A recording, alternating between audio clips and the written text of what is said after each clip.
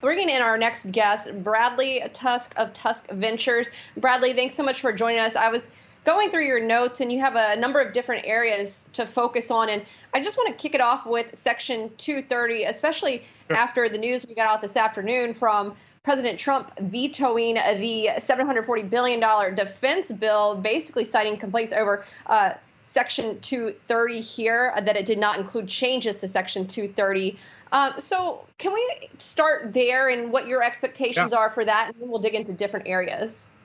Yeah, so look, like a lot of things with President Trump, he might have sort of the right idea in a way, but goes about it in the wrong way. But Section 230, as I think most of the viewers may know, is a law that says that if you are an internet platform like Facebook or Google or whoever, you're not liable for the content that your users post. So if someone writes a really nasty tweet about someone else, Twitter can't be sued for that. Both parties have said that they want to repeal Section 230 for different reasons. So Republicans, because they believe that Facebook and Twitter and other platforms have an anti-conservative bias, and Democrats because they feel like, one, the platforms aren't necessarily fair, and two, Facebook is probably the greatest organizing tool the Republicans have ever had, so they'd like to minimize that advantage. So both Biden and Trump have called for getting rid of it.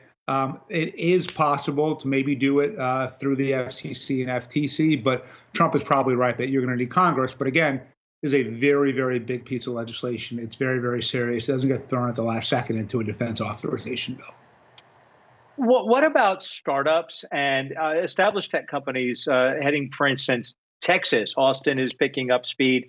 San Francisco, New York City. Are we going to lose a fight over tax policy and tech?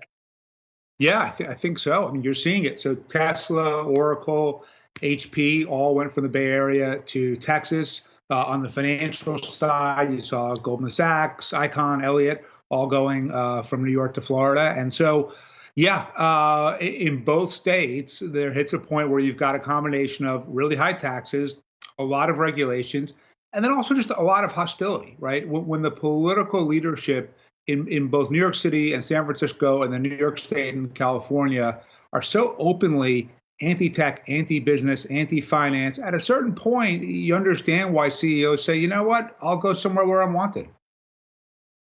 You know, you have a number of different things on this list, and that being one of them. But let's also talk about the kind of remote world we're operating in, especially as relates to ed tech. What are your expectations in that area? Yeah, look, this is probably the biggest opportunity for ed tech in well over a decade. It had been a sector that, in my view, had kind of stagnated. I think in part because the scale and scope of education is so big that it's really hard for tech startups to understand how they can really disrupt it. But what we've seen, obviously, are tens of millions of students now being educated remotely, usually not that well. My kids certainly don't like it. And so here's really a moment where if someone can come up with a way to do remote schooling that is more engaging and easier on the eyes, and it's just a better process, there are a lot of people who are going to be interested in that.